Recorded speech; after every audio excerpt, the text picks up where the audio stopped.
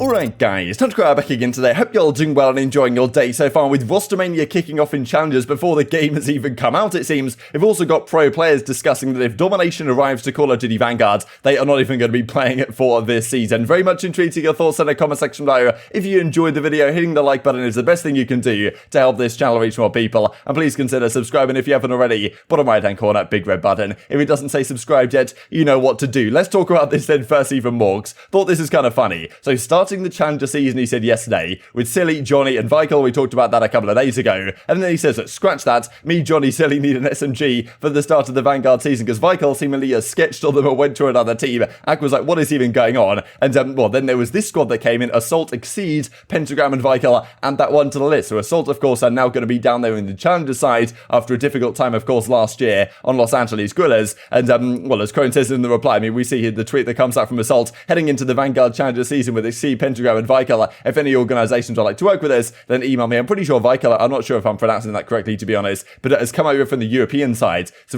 very exciting hot prospect from well, now competing in North America. Probably going to have some more eyes on him as a result, kind of how Cruz did last year, for example. But well, as Crone says, 3 days, 22 hours, 0 bullets fired on Vanguard. The game hasn't even come out for another week, and we have our first challenger roster change. So yeah, so it's absolute chaos down there. Like we see announcements come through, but well, whether they translate into reality, that remains to be seen. This is also from Los Angeles Thieves. They were doing a 32 map showdown, effectively, from 32 teams down to just one winner of the best map in Call of Duty history. I feel like some of these maps got kind of hard done by in terms of their matchup. Like, I'd like to see Warhawk progress a little bit, but I guess Nuketown Black Ops 1 was pretty good. And I don't know, so they started out with 32 pretty damn good maps in Call of Duty history. And Favela won over Solar, which I think was a bit questionable, but of course Modern Warfare 2 certainly has its fans. But anyway, Standoff wins out, I mean, understandably so. And well, Terminal takes on Standoff, Terminal takes down Standoff. Raid is dominating the other half. Of course, Rust makes a decent run, but it's Raid versus Terminal in the grand finals, and I'm pretty sure they have it right here. And well, Raid is just about winning. Like, I went for Raid. I don't know. Like, I played more Raid than I ever did Terminal. I mean, it was in Black Ops 2. It was in Black Ops 3. They brought it back as Empire, one of the DLC maps. Then it was in Cold War. Like,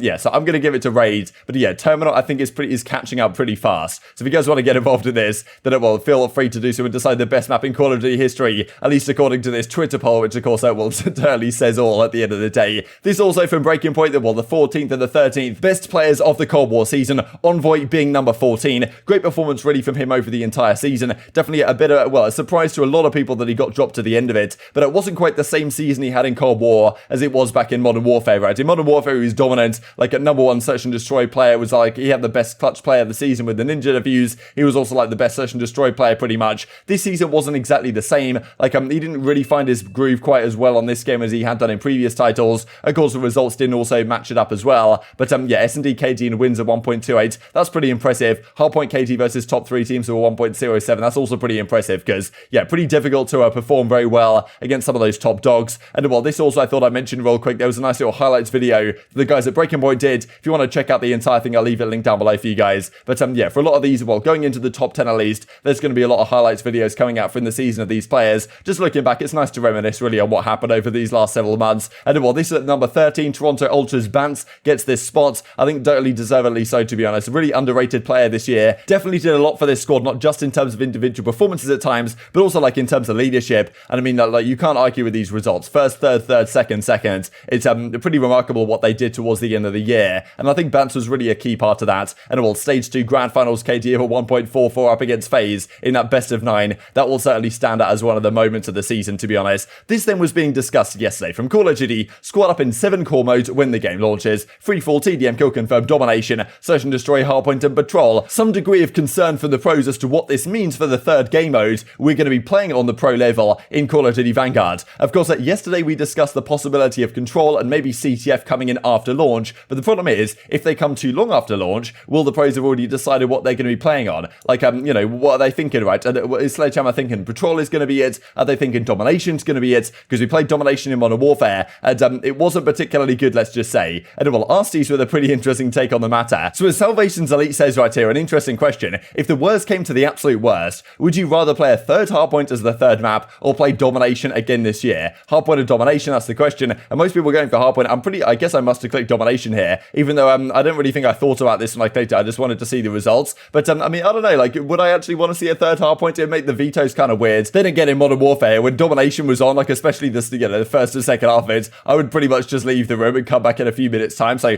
probably it would be better to see a third hardpoint if it did come down to it. But still, I'd prefer to see a third game if we could, rather than playing 3 hardpoints and 2 searches. But it might not be a bad thing actually to go down that route anyway. But as RC says in reply, nah, I'm not joking. We got 4 coaches. They can sub in if we are playing Doms right. Like RC's not having it again. He was on the Huntsman during Modern Warfare. It wasn't a good time really playing Domination on that game. I mean, there were so many issues with it, right? Not just the spawns were super dodgy, but also just the way it was played in general, and the fact that like the game could just be won after so little time into the game. Really, like the game could just be completely dominant, and early on, like it's just so hard to make a comeback. It was just not the best game mode in competitive. Let's just put it that way. And of course, we want another better game mode coming back, Control, CTF, something like that. And RC is like, look, we've got easyMack as our analyst, we've got Crowder as our head coach, we've got RJ over there as a coach as well. We've got Throwback as our search and destroy analyst. One of those guys can come in and play for me when we're playing Dominations, because basically I'm just not having it. Like let's play Hardpoint, I suppose, or let's just have another game in which hopefully comes in at some point or another. This then I also wanted to talk about from Boom TV. There's the Ridge off-season series finale, which may already be underway by the time this video is going live. Of course, it's going to conclude in a few hours, but some of these teams are really exciting to watch. Firstly, Call of Duty, the Complexity squad from back in Black Ops 2 and Ghost is reforming for the first time in many a year.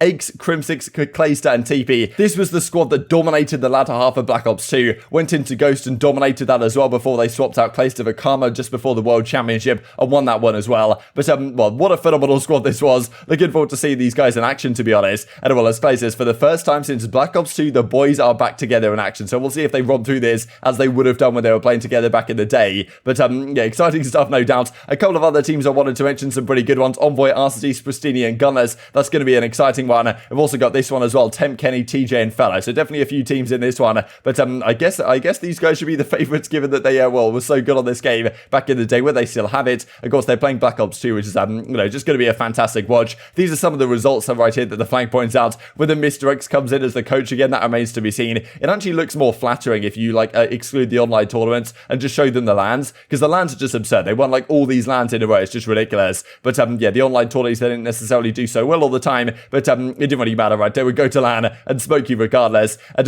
this also for the Mutineers, I thought it was entertaining. Update regarding the flank. There was some talk about this yesterday, and I thought I'd just mention it for you guys because I thought it was kind of entertaining, to be honest. That some people thought this was funny, some people didn't, but I thought it was entertaining. Hey everyone, Mutineers GM Tom Ryan here with an important update, that being Ogre 2, of course, after a long, arduous conversation with Zuma. Of course, we still don't know where he's going to end up as an organisation, and the flanks team, we were unable to come to a final agreement. In the end, we could not convince Mr. Paparazzo to change the name of the flank to the plank, which is, I guess, is kind of on theme really with the Mutineers. While we do respect his decision, just think about the potential. When a player gets dropped, we can say they walked to the plank. When we've been breaking intel, we could tweet a picture of a message in a bottle. Definitely, I thought this was pretty funny. People didn't necessarily think so, but I thought it was pretty well done. The possibilities are endless, but that's neither here or there. We're wishing everyone at the flank good luck with their new team, Optic Gaming Los Angeles, which of course no longer exists. I guess we'll see where his content and the flank ends up. My money's still on FaZe, but we'll keep our eyes on that one. This also was interesting, right, because people talking about anti-cheat and the rollout for Vanguard. Now, it's coming to Warzone pretty early on. We see here December the 2nd, we're getting the kernel level driver in Warzone, but coming soon is the PC kernel level driver in Vanguard. So they're bringing it to Warzone first. This is like the anti-cheat, effectively. And, I mean, still, it seems like, obviously, that's a good idea, right? Because Vanguard, Warzone in general is, way more of a cheating issue than regular multiplayer. But, still, until the anti-cheat arrives into multiplayer, then, it's going to create concerns in challenges. Just because, I mean, challenges is played as soon as the game drops. If this doesn't come until, January next year, then there could be some players that have, potentially even, cheated or whatever in challenges in some of these early tournaments to a pretty good effect, and therefore they're being considered by pro teams or whatever before, the anti-cheat comes in, and all of a sudden they, I guess they get rid of their cheats, and they're getting absolutely smoked. I hope that no one would want to do that, and it would be pointless to, cheat your way into a pro team anyway, because you're going to get found out. But, I mean, still, it's a bit of a concern. I guess it comes at some point, but I thought this is kind of funny. A couple of people were pointing out to me, this would be the Ricochet Anti-Cheat. This is, a classic video right here. That, maybe it's going to work, maybe it's not going to work. I suppose that one does remain to be seen. Hopefully it's effective. This also for Millie, just to close out the video. Thought it was pretty entertaining. His internet went out or something went wrong. Might not be anything worse than no internet. As Justin says, what are you supposed to do? Might have to go outside. I'm scared about it. He likes to sit at the monitor and play a load of Call of Duty. I'm sure he'll be doing a lot of that if his internet's back in business when Vanguard drops this Friday. But very much intrigued to get your thoughts on all this stuff in the comment section below. Hope you guys enjoyed the video. If you did enjoy it, hitting the like button tells the YouTube YouTube overlords. This is a good video. Other people like you should see it as well, and help grow the competitive Call of Duty community. Thank you much as always. Take care, and I will see you next time. But if you lose, you're done here. Sort them out or Where you at right now? I'm just in this building looting it. Alright. Dude, take your time and load, bro. We're Yep. good. Yo, I think we should do this most wanted. Nice, big win, bro. Big win. Let's go. Yep. I'm down, let's do it. That God. Wow, what a play. Listen up, soldier. Win here and you return. There's people back at TV. What's that land? I don't know. We're gonna have to go somewhere else. There's people TV, and those kids are still there. So, what gun do you have? Yeah, I don't even think we got TV because I think they're on the roof. Wow, Shotzi was literally a bullet. Holy.